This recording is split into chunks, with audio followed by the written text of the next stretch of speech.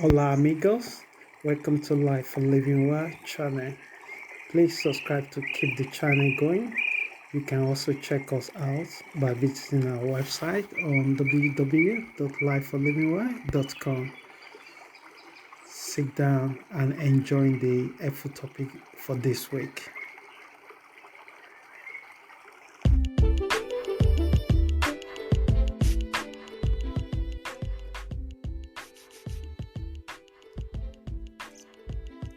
Hey, welcome back to another episode for Life for Living Well. My name is Richard, and before I dive into the topic for this week, which is the final part of the last three series that we'll be looking to, the courage in the face of uncertainty. And this week, we're looking into reason perspective. So for the last 3 weeks, we cover Buddhist perspective, we cover Christian perspective, we also cover Stoic perspective, Stoic philosophy perspective, how they using their belief and principle to face the uncertainty and also tap into the courage within them. So this week, we'll be looking into reason. But before I dive into the topic straight away, I want to quickly say that if you'd like to know more about Life for Living Well community, or if you'd like to support us or be a patriot, you can check it out on our website at www.lifeforlivingwell.com. If you also like to contact me directly, our community, you can fill our contact form and you'll find on the website, and we'll be able to get back to you as soon as possible.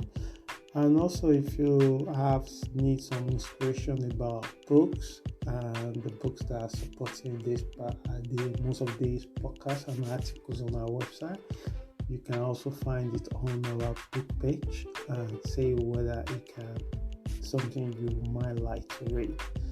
Let's get started. So this week is courage in the face of uncertainty, reason perspective.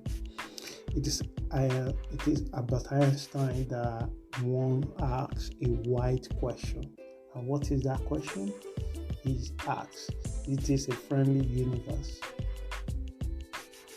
And so imagine where he was in his life to ask this question. And what is the reason behind this question? So someone with a reason will be able to ask the right question, and not necessarily the questions that give you easy answer, but you are more interested in facts, not fiction. You are more interested in truth, not false. And to go for the truth is not always easy, because we live in a times where everybody wants instant gratification, and sometimes our emotions lead us to believe that most things that we have to make choices about is about instant gratification.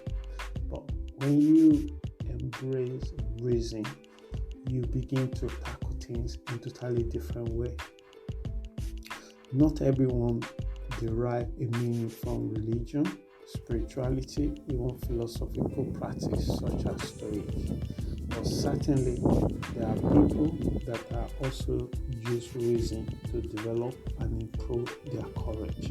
So let's examine how they do this,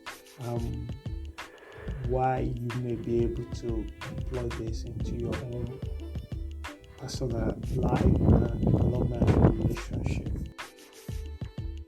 Most people let their emotion get over to them, and they make a lot of decisions based on how they feel in that moment. So why that decision making in this way, in this approach, might take you fast, it won't take you far, especially when you're dealing with issues as bigger that involving other people's, and issues that get beyond the things that you're feeling.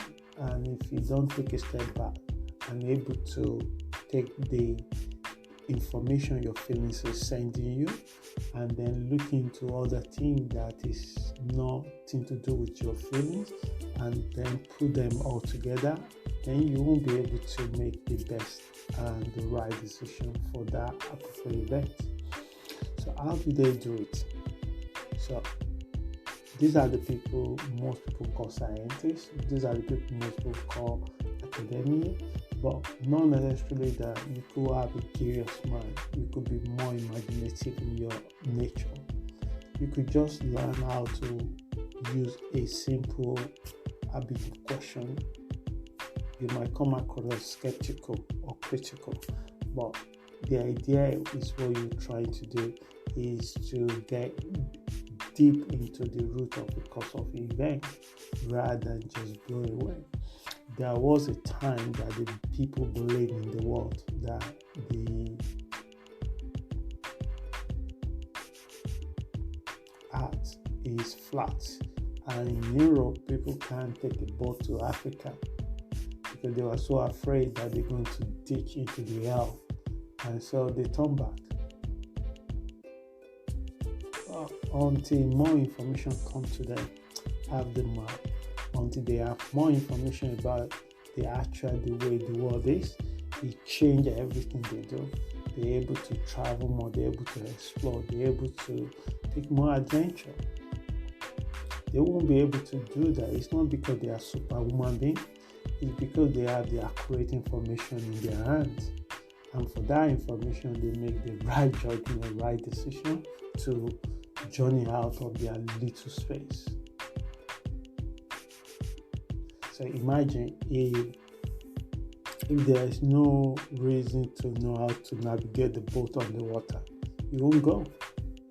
You will just stay in one place. If there's no knowledge or information how to do farming now, how will you provide food for the numbers of people that are living on the earth today? So how did they do it? So that's the question.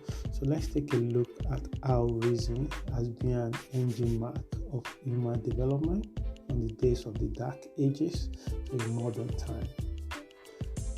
Power of critical thinking. So these are the people that they use critical thinking so effectively than average person will do. I think because it takes a lot of brain power, mind power to do. People want instant gratification, so they can't hold on to what they feel and ask appropriate questions how to do it. So they use power of critical thinking, and this cannot be underestimated. And some people are quick to accept fallacy and fairy tale without deep questioning. I once invited to a program. As I sat through the program, so one of the religious leaders that was invited to come and speak on the occasion, he told a story, and some of the stories he claimed to be real, but it's a fantasy, and almost everyone accepts the story the way the speaker presented it, just because the title of the speaker, and they just accept that. So I find them that they are mentally lazy and they are not able to probe it and making their own judgment. So because they become mentally lazy, so they just accept the story like a 3-month-old baby was born, which is impossible. And also he started speaking, which is impossible in the same day. And it foretell the future for a king in that town, which is impossible. So I walk away from the place, and after the event finished, I approached the man and I said, "You said this in your speech. Where did that happen? And are you there?" The man he took aback and he looked into me and he said, yes, so during my trip to Africa, so, and that's where I had the story, and the man took it back, and the man looked, and the man said he wasn't there. Somebody else told him, and he didn't even question it. So I said, okay, how could something like this happen that has never happened in the history of the world? And with the 24/7 social media we have, and no one is interested to know about it. And I said, it would have been better that you did society and message to present this kind of information to the audience. So what I've learned and observed is that the majority of the people might not agree with the story, or they didn't express it themselves out or take action or walk out from the place like I did. But there's also a majority of people that actually accept it, because their reaction to the story is they were amazed and they thought that something spectacular has happened. They will quickly accept the story the way it is, no questioning it. So what I'm trying to say is, it is important to be able to reason thinking for yourself. Because if you are not able to think for yourself, and everything you hear, everything you read, everything you process, you believe it without able to question and able to critically analyze it, you might be falling into the hand of the wrong teaching, wrong philosophy, wrong beliefs. And when something is wrong, it's not your action that are wrong, it's the action that are wrong that people say. But what is govern your action is what people don't say. Your thought, your belief, your feelings, because your thought and your thinking become your emotion become your action. But it's the only action that people say. And if you're going to change your action, you also have to question what you are thinking. You have to question what you believe. Because if you believe the world is flat, all your judgment will be based on what is flat. So it is important to develop a fact and accurate belief or accurate understanding of yourself or event. Then you'll be able to make a better decision. So there are times religious leaders have made people pay for forgiveness of their sins. There were times people in Europe believed the earth was flat. They were afraid to take a trip by boat to Africa in case they arrived in hell. There is a passage in the Bible that says, "You shall know the truth, and the truth shall set you free." But you won't just know the truth by just praying. You will just know the truth by just waiting. You will know the truth by seeking it, and you will find it. And once you know the truth, that truth will set you free. So when you see individuals that have embraced critical thinking into their life, sometimes things that you consider brave and courage, it comes from the information that they have. Those information might not be feasible or possible for you, and you might take a different decision. So the best accurate your decision, your thinking, your belief, your information, the best decision you will make.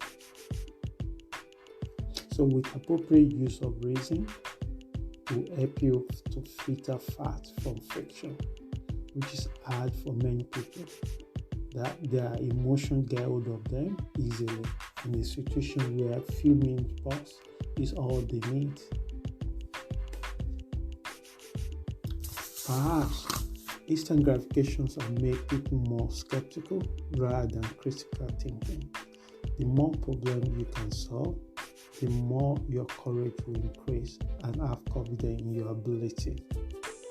A skill that can prove highly valuable in workplace and beyond. Your interaction, your relationship at home, at work require you to develop these skills of able to reason, think for yourself. It's an act of a strength to be able to listen to so many different views and able to think for yourself. Most people think that they think for themselves, but one way or the other, their mind has been manipulated by a clever way of speech or read books or story. There was a time that the whole of the German people believed that they are super race, they are unique race. They believe it. How did they do that?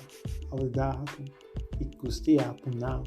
You might think that happened in 1939, that the world is changed. It's 80 years ago. But it can still happen now. We have seen it in the news all the time that despite the technology, despite the better way, a human being is subject to be zombified with the wrong information, and they will quickly be in line. But for your own growth, for your own self-development, for your own well-mental, it is important to take it out of able to reason, able to think for yourself.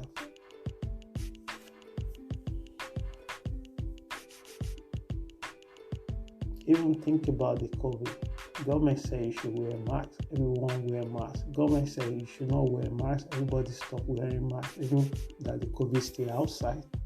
Think for yourself. Think. Ask questions. What is behind their decision making? Why you are falling in line? A great academic and philosopher once said that a good people don't need the law, they will do the right thing. The bad one, even with the law, they will break it. So how can some individual able to judge an event accurately before it truly happens? These are few benefits you may derive when you embrace critical thinking into your life. So let's say the 4 benefits are highlighted using the critical thinking.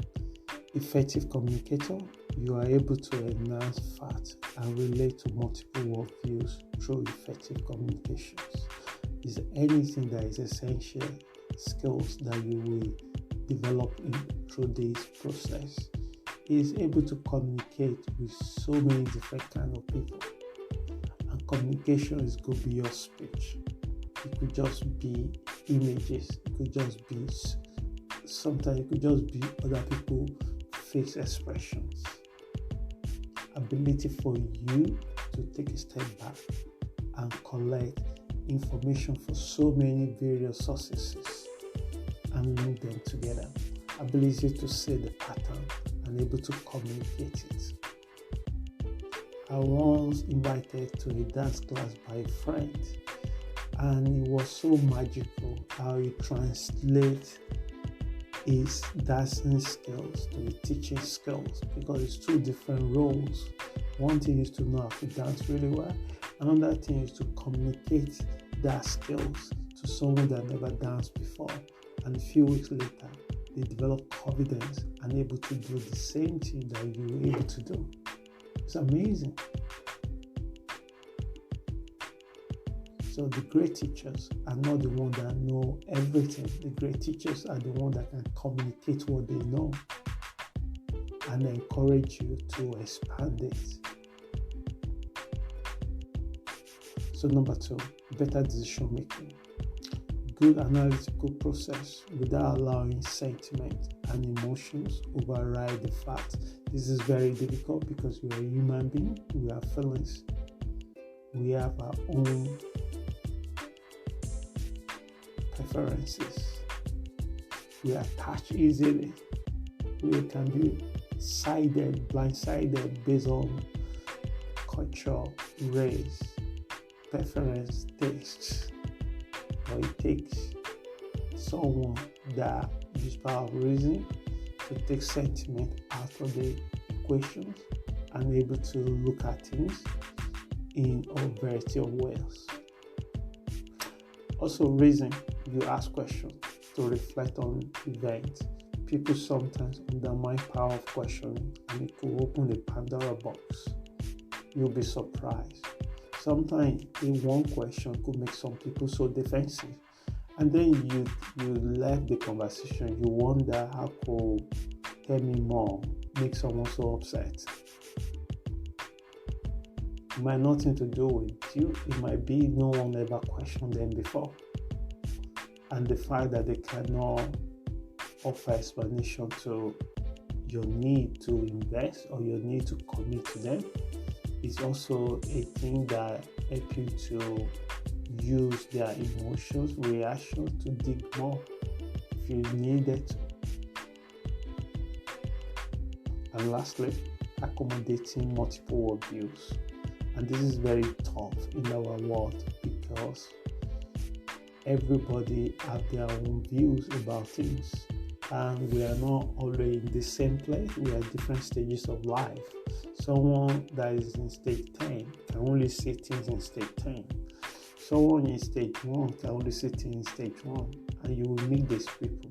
You will interact with each other. So you will be so shameful that it will be so difficult to come to agreement or work together. In family, you will find family or siblings or cousins that you don't always go along because you are in different stage in your lives most of the time. And they have their views, and their view is not wrong for them because that's what they say, and they cannot give what they don't have. But it takes someone that can understand other people so they can understand them. So when they communicate in the level where that person is, not the level where they are already. But if you don't know the level you are, it is impossible to understand the level the person you're talking to are for based on what they share with you. You won't know by just looking at them. You will know the way they think, the way they reason, what they read, how they handle events in their life. These are the things that will give you a snapshot of where they are in their life. It doesn't make them a bad person. It just make them that your relationship with them can be pleasant or can be tedious. For someone that's very antagonistic and you still have to go along with them, it means that your connection with them will be very, very tedious.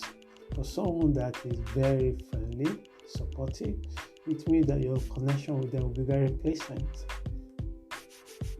And I can tell you, majority of people will avoid the one that's tedious. So to bring the podcast to the end, over the years, research theory has shown left and right brains are working together and well integrated. The creative side of us, which is include intuitiveness and feelings. There are other parts, which is critical thinking, able to analyze, understand patterns, and many more. You are not just right or left brain, you are both. And you should work to develop an area where you are weak to support your overall personal development. Many times, reasoning will help us to facilitate our courage in the face of adversity. I hope this particular podcast helps someone. If you do need more information about this topic, you can check the article related to this podcast on our website at www.lifeforlivingwell.com.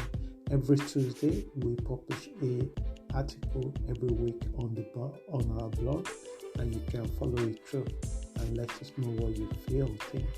Thank you so much for your time, and please stay safe until next week that we meet again.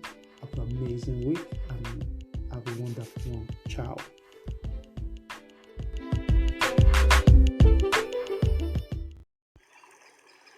From everyone here from Life for Living Well, we say hasta luego, amigos. Thank you for your time this week. May your rest of the week be safe and loving. Please subscribe to our channel to keep it going. And you can find more information on our website by visiting www.lifeforlivingwell.com. lifeforlivingwa.com. Goodbye.